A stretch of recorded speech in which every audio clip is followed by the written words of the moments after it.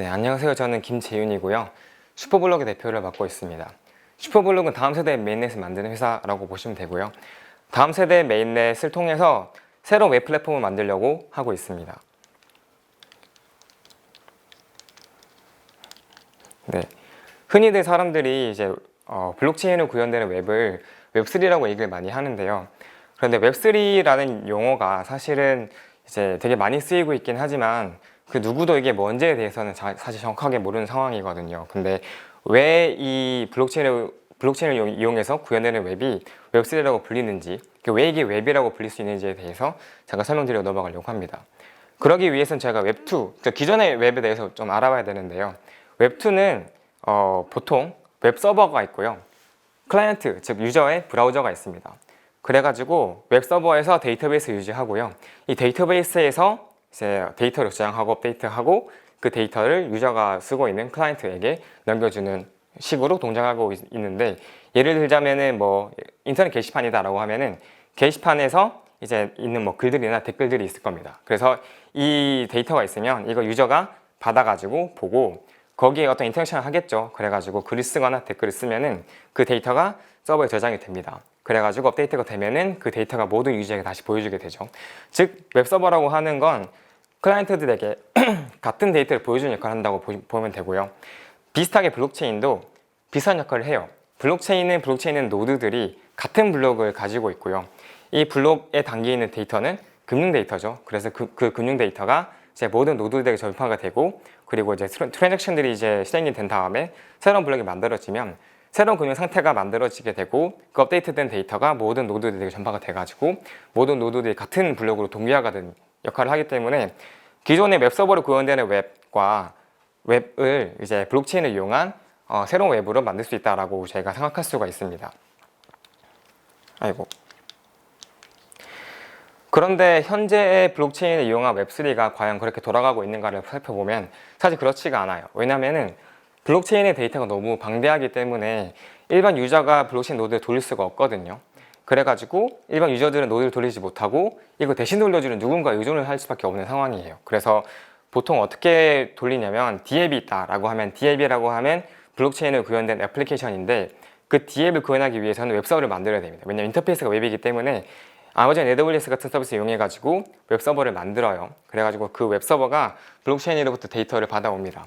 그래서 캐싱을 해두고 있어요. 그리고 그 데이터를 유저에게 전파를 시켜줘서 유저가 그 데이터를 보고 인터랙션을 하게 되고요.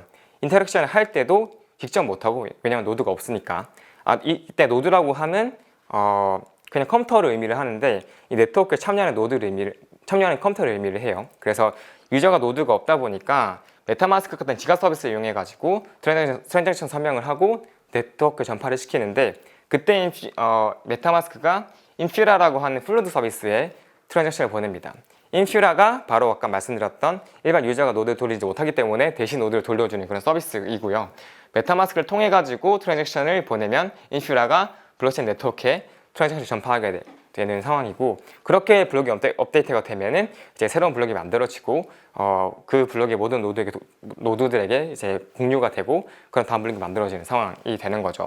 그리고 NFT 같은 경우에도 NFT 마켓플레이스가 있어가지고, NFT 같은 경우가 이제 데이터가 되게 많은 부분에 퍼져 있거든요. 그래가지고 그 데이터를 이런 오픈스테이 같은 마켓플레이스가 쿼리해주고 캐싱해줘가지고 정리를 하고 있고, 그렇게 정제된 데이터를 유저에게 보여줍니다. 유저는 그 데이터를 보고 인터랙션을 하면은 또 메타마스크가 통해가지고 인퓨라로 가고, 인퓨라가 블록체인에 트랜잭션 전파해가지고 데이터 업데이트가 이루어지는 그런 형태로 동작하고 있어요.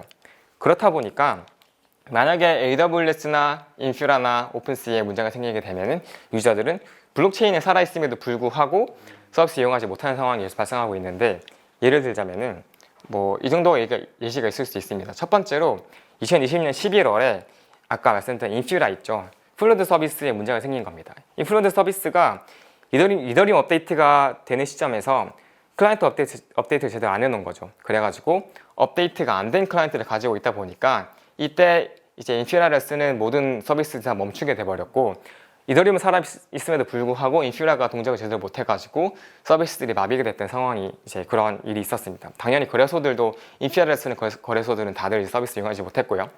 그리고 2021년 5월에 바이낸스 스마트체인에서 이제 이때 대폭락장이 왔습니다. 석가탄신인데 폭락장이 와가지고 모든 자산들이 다 폭락하고 트랜잭션 트래픽이 막 몰리는 상황에서 바이낸스 스마트 체인 RPC 노드가 셧다운이 돼버린 거예요. 마치 디도스 공격을 받은 것처럼 요청량이 너무 많아가지고 얘가 죽어버리니까 눈 뜨고 그냥 내 자산이 폭락하고 있는데 청산 당할 위기에 있는데 청산을 못 시키는 거죠.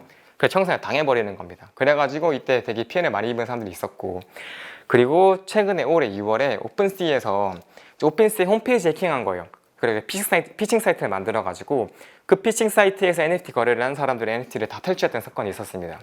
이런 사건들을 보면은 블록체인은 되게 탈중앙화되어 있고 안전한 시스템이라고 보여지지만 사실 이 시스템이 너무 방대하기 때문에, 예를 들면 이더리움 같은 경우에 전체 데이터의 크기가 9테라를 넘었고요. 이걸 전 줄인다고 해도 600GB 정도의 용량이 필요합니다. 600GB의 SSD가 필요한데 이건 일반 유저가 구축할 수 없는 정도의 리소스거든요. 그래가지고 대부분 인피니티를 쓸 수밖에 없는 상황이고 알케미를 쓸 수밖에 없는 상황이고 그런 상황이다 보니까 이제 의존성이 너무 커지는 거죠. 저희는 그래서 이런 문제들이 생길 수밖에 없는 이유가 용량 때문이라고 봤고, 그래서 우리가 만약에 이 노드 용량을 줄일 수 있다면 일반 유저가 노드를 돌릴 수 있고, 그러면은 일반 유저가 저런 서비스에 의존하지 않더라도 블록체인 쓸 수 있을 것이다. 그러면은 블록체인의 특성상 분산 시스템이고 탈중앙 시스템이다 보니까 되게 시큐어하고 스테이블한 서비스를 우리가 만들 수 있을 것이다 라고 생각하고 있습니다. 그래서 저희의 목표는 노드 용량을 줄여가지고 누구나 돌릴 수 있는 노드, 누구나 운영할 수 있는 노드를 만들어서 유저가 본인의 로컬 컴퓨터에서 제 블록체인 노드를 띄우고요. 그 다음에 데이터를 본인의 로컬 컴퓨터에서 받아와서 서비스 이용하고, 또 만약에 이제 인터랙션을 하고 싶으면 트랜잭션을 본인의 컴퓨터에서 사이닝을 하고 보내가지고 네트워크와 직접 통신하는 환경을 만들고자 합니다. 근데 혹자는 이렇게 말할 수 있어요. 만약에 하드웨어의 발전 속도가 있다 보니까 하드웨어가 발전하면은 자연스럽게 이런 문제 해결될 수 있는 게 아닌가라고 말씀하실 수 있는데, 저희가 추세를 좀 그려봤어요. 그래서 이더리움 같은 경우에 현재 9TB라고 말씀드렸었는데 이 용량이 이제 기하급수로 증가하게 돼 있거든요. 왜냐면은 블록체인은 리니어하게 선형적으로 증가하지만 블록에 담겨있는 데이터는 2차원 데이터예요. 트리 형태의 데이터거든요. 그렇다 보니까 데이터의 크기가 커지면은 2차원이다 보니까 기하급수로 용량이 늘어나게 돼 있어가지고 이렇게 추세가 이렇게 그려지고요. 그 다음에 SSD 같은 경우에는 테라바이트에 대한 가격을 저희가 조사를 해봤는데 이의 추세도 점점 떨어지는 걸로 나타나긴 했어요. 이 둘을 곱해봤을 때 이더리움 용량이 기하급수로 증가하다 보니까 비용도 이제 선형적으로 증가하게 되는 거죠. 그래서 하드웨어 발전으로 이거 해결하기보다는 우리가 노드 용량 자체를 줄여야 된다라는 결론에 이르게 됐고요. 그래서 저희는 그런 가벼운 클라이언트를 지원하는 블록체인을 만들 거고요. 그 블록체인을 이용해서 이제 새로운 블록체인 네트워크를 만들 거고, 그 위에서 새로운 웹을 만들 겁니다. 그래서 저희는 그러한 웹을 웹3라고 부르고 있고요. 그러한 웹을 웹3라고 부르고 있고, 저희가 생각하기로는 그런 시대가 되면은 중간에 미들웨어가 없잖아요. 웹 서버가 없어도 웹을 만들 수가 있습니다. 그럼 어떤 게 가능하냐면은 우리가 앱을 만들어 가지고 운영을 한다고 하면은 기존의 웹은 웹 서버가 있어야 돼요. 그럼 운영비가 들죠. 고정비가 들어가고, 그럼 웹 서버를 우리가 운영하는 비용을 벌기 위해서 광고 같은 걸 답니다. 그래가지고 유저들에게 그런 거 보여줌으로써 수익이 없고, 그런 식으로 운영이 돼야 되는데 일반 유저가 돌리는 노드 위에서 돌아가는 웹이다 보니까 운영비가 안 들어요. 그럼 새로운 형태의 앱이 나올 수 있겠죠. 저희는 이런 앱을 어토너머스 앱 혹은 스탠드얼론 앱이라고 부르고요. 이 앱들은 누군가가 유지하지 않아도 일반 유저의 컴퓨터에서 돌아가는 앱이다 보니까 현재 누군가 유지해줘야 되는 시스템에서 벗어나서 자생적으로 존재하는 앱이 나올 것이다. 그리고 이런 앱들은 인터넷상에서 되게 기능적으로 존재할 것이다 라고 생각하고 있습니다. 그래서 뭐 PG라든지 아니면은 뭐 이제 기능적으로 뭔가 제공해줘야 되는 것들, 뭐 가장 대표적인 예시로는 디파이 앱 같은 게 되겠죠. 그 금융 애플리케이션 같은 경우에는 우리가 자생적으로 돌아가게 만들어가지고 누군가 유지하지 않아도 돌아갈 수 있는 앱, 이런 게 나올 거라고 생각하고, 그런 앱이 나올 시대를 준비하고 있다고 생각하시면 됩니다. 그래서 저희가 이제 만들고 있는 건 좀 넘어가겠습니다. 뭐 여러 가지를 만들려고 하지만 이 핵심 기술이 되는 게 이타노스라는 연구예요. 제가 작년 4월에 유로시스라는 학교에서 발표한 논문인데, 이 논문에서 제가 조사했던 게 뭐냐면은 용량이 되게 큰데 용량이 되게 큰 이유가 뭐냐를 살펴봤더니 이더리움에 들어있는 스테이트 트라이라고 하는 자료 구조가 있습니다. 이 자료 구조가 가장 큰 오베이드더라고요. 그래서 이게 뭘 저장하는 거냐면은 유저들의 지갑 데이터예요. 유저들의 어카운트 데이터를 저장하는 것이고, 어카운트의 이제 수가 1억 개를 넘다 보니까 되게 이 트리의 크기가 커요. 근데 그 중에서 진짜로 쓰는 건 10%도 안 되고요. 대부분 이제 95% 이상이 휴면 계좌입니다.